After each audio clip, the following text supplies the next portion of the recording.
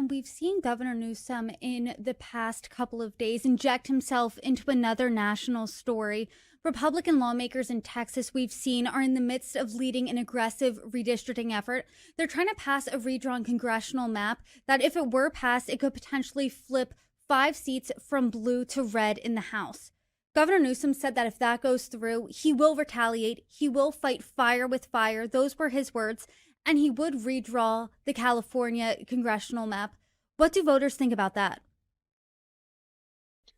So this was interesting. 33% support redrawing the California congressional map, 25% opposed, but the plurality, 42%, they aren't really sure one way or the other. So I do think that this story has broken through to some degree with the electorate, but folks aren't necessarily, again, this is not an issue where it's a slam dunk for either side. I will say, however, Democrats are by and large support the policy, the proposal to redraw California's maps, but even 28% of Republicans are in support. They are overall opposed to redrawing the maps, but I do think that there's some nuance here. I think there's probably a little bit of confusion among the electorate as to what exactly this means, what exactly it would do.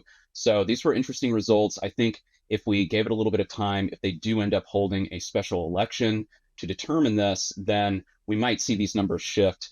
Exactly how, I'm not sure. It really does seem like Governor Newsom and President Trump are real adversaries. As we said earlier, Newsom did sue the Trump administration. Trump is super critical of Governor Gavin Newsom.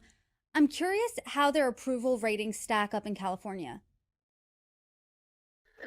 This was also very interesting. So Governor Newsom right now, 44% approve, 38% disapprove. That is a major improvement since we last tested this in April. So in April, he was at 33% approve, 42% disapprove. So that's a negative 11 rating overall.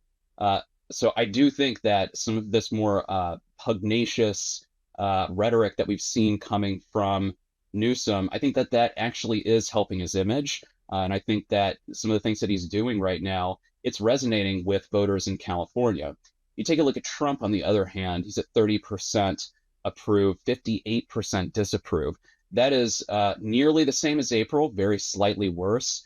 But I think we're seeing the effects here of, two forces up against each other. And the voters in California, overall, they are siding with Governor Newsom.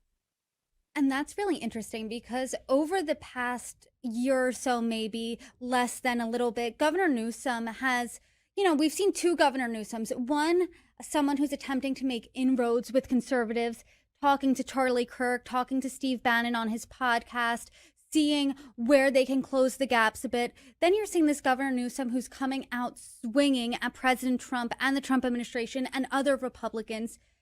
People have said that this could be him laying the groundwork for a 2028 presidential run. In California, is there appetite for that? I mean, who do they want to see in the race in 2028? Yeah, I certainly think that groundwork is being laid. That's fair to say. And in California, Newsom holds a lead in the hypothetical Democratic primary ballot for president. 23% support Newsom, 17% for Buttigieg, and then 11% for Harris. Everyone else is under 10% right now. So I think that there is appetite. This is a stark contrast, however, to April when we asked folks whether they think Governor Newsom should run for president. And 60% said that he should not run for president. Now, again, that was asked of the entire electorate, not just Democrats. But it is interesting to see that despite the fact that folks didn't believe that he should run for president, now he's in the lead in California's presidential primary if he does indeed step in.